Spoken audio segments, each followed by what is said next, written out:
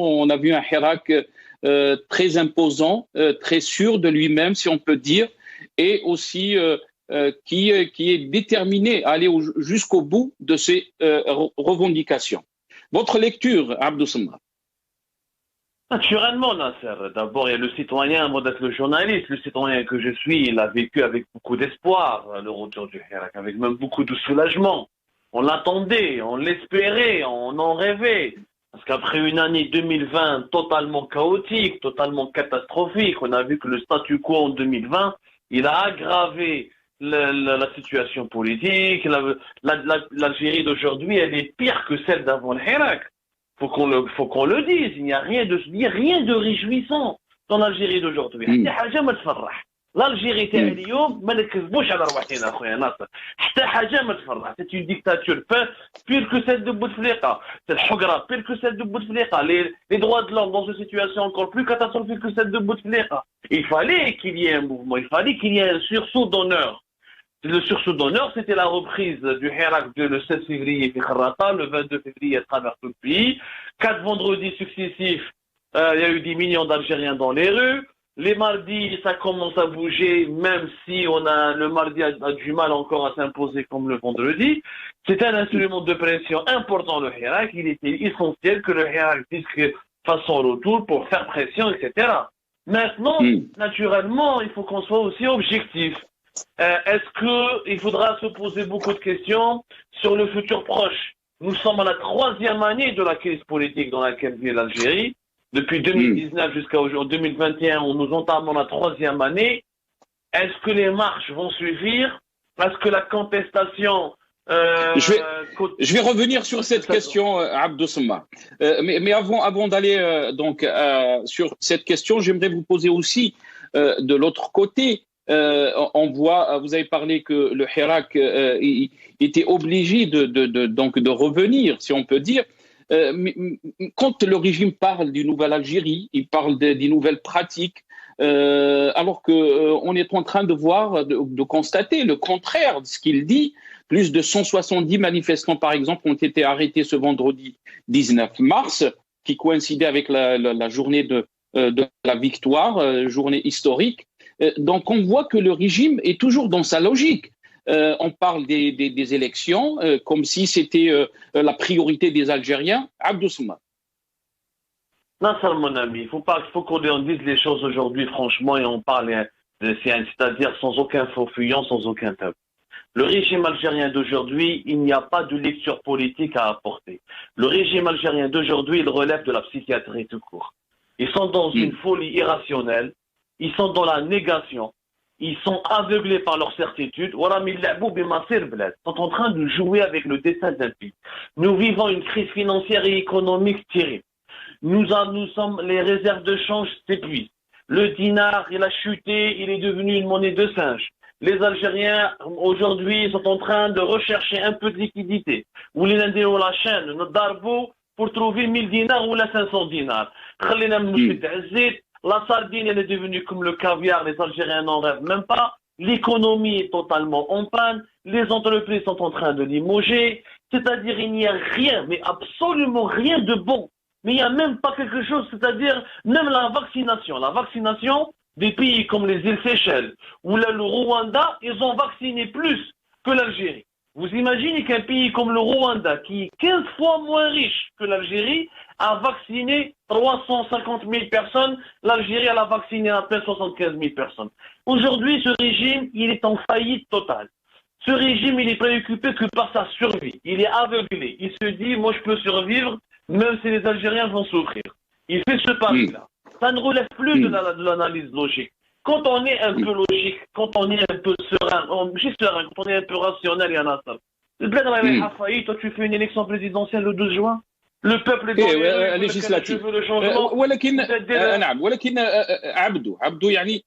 Quand par exemple, les déclarations de Mohamed Sharfi, qui est le président de l'autorité nationale indépendante des élections, on nous dit, il dit que, selon lui, il parle bien sûr de 619 dossiers de candidature, aux législatives qui ont été retirées.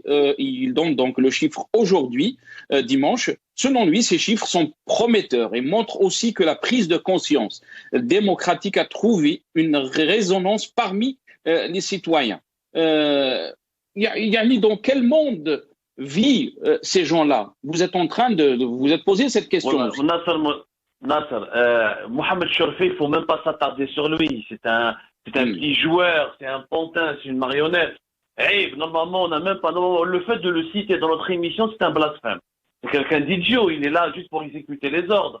Tebboune veut organiser les élections du 12 juin, pourquoi? C'est ça la question. Pourquoi Tebboune veut absolument une élection le 12 juin? Parce que dans la tête de Tebboune, il se dit, j'organise une élection le 12 juin pour qu'il y ait des électeurs, pour qu'il y ait des partis politiques qui me soutiennent, pour qu'il y ait une nouvelle alliance présidentielle et pour montrer que le Hirak est une minorité.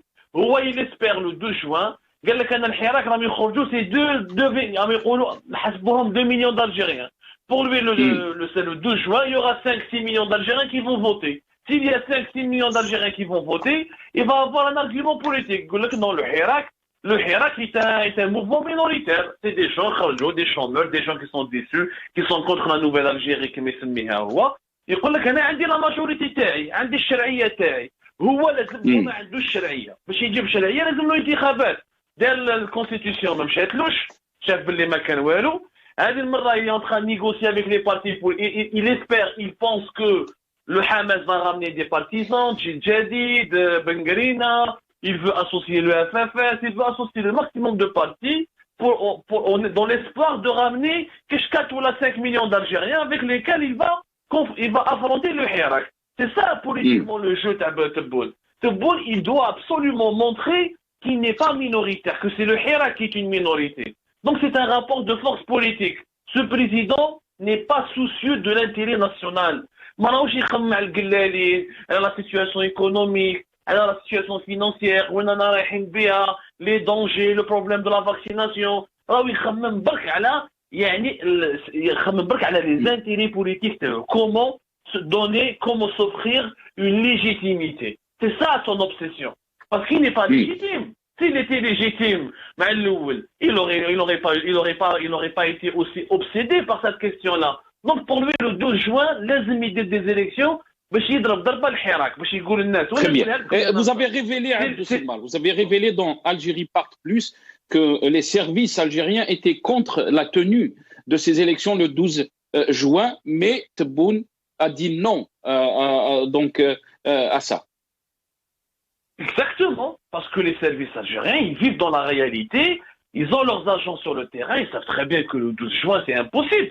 Comment tu vas organiser une élection, tu as des millions de personnes dans les rues? Vous êtes la crise, elle va s'aggraver d'ici le mois de juin. Ramadan Raoudjay, les revendications, n'oublie pas que maintenant les gens qui vont rejoindre le Hirak dans les semaines à venir, les chômeurs, la crise économique et financière, ceux qui sont... N'oublions pas que nous avons 6,5 millions d'Algériens qui touchent même pas 30 000 dinars. C'est-à-dire même pas 150 euros. Ils vont rejoindre le Hirak. La contestation va se renforcer. Les services à la belle embellée, plus le pays va mal, plus le pays est déstabilisé par la crise économique et financière, il y aura une crise sociale importante qui va alimenter la colère du Hirak et qui va alimenter l'instabilité politique. Aussi, avec le scénario de ce qui va se passer en Kabylie. En Kabylie, le 12 décembre 2019, ils ont fermé les votes, ils ont fermé les bureaux automatiquement. Le pouvoir veut éviter ce scénario, parce qu'il baisse l'eau. Voilà, d'ailleurs, si le Hirak voudrait être efficace, il faut faire comme on a fait en Kabylie. Il faut fermer les bureaux de vote. Il ne faut pas aller chanter le 12 juin devant la grande poste. Ça ne sert à rien. Il faut être efficace. Le 12 juin, il y aura des millions de personnes dans les rues, ça va machakil en Kabylie, le vote sera discrédité. Mais il est inconscient. Il veut le bras de fer. Tebboune veut le bras de fer avec le Hirak. Il ne veut pas se montrer faible. Il veut absolument constituer une majorité de son côté, une majorité parlementaire pour affronter la majorité de la rue. C'est ça son calcul à lui. Parce qu'il sait très bien qu'ils sont majorité parlementaire, sans majorité politique ou là sans appui, il ne vaut rien. Qu'est-ce qu'il vaut aujourd'hui politiquement? Il ne vaut absolument rien. Il n'a rien, il n'a personne avec lui. En plus, il était absent pendant presque 6 mois, mois octobre, novembre, décembre, janvier, février, jusqu'au mois de mars, où il a pu être opérationnel. et faire quelques réunions. Donc 6 mois d'absence, 6 mois de maladie. Donc tout est contre lui. Lui, le 2 juin, c'est une question de vie ou de mort. La question maintenant, le Hirak serait-il capable d'empêcher le 2 juin? N'oublions pas, Nasser, que le Hirak a échoué d'empêcher le 12 décembre. Et si la question que je vous pose, Abdou Samma, et là, c'est une question que vous vous posez vous-même, et là, je vais vous donner le temps de répondre sur cette question.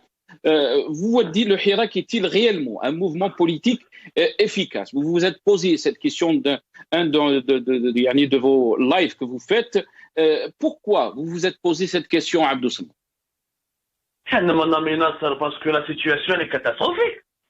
Si le Hirak avait empêché les élections du 12 décembre 2019, on ne se serait pas retrouvé avec un système incompétent, président malade, absent, déconnecté de la réalité. Économiquement et sur le plan monétaire, la situation est catastrophique.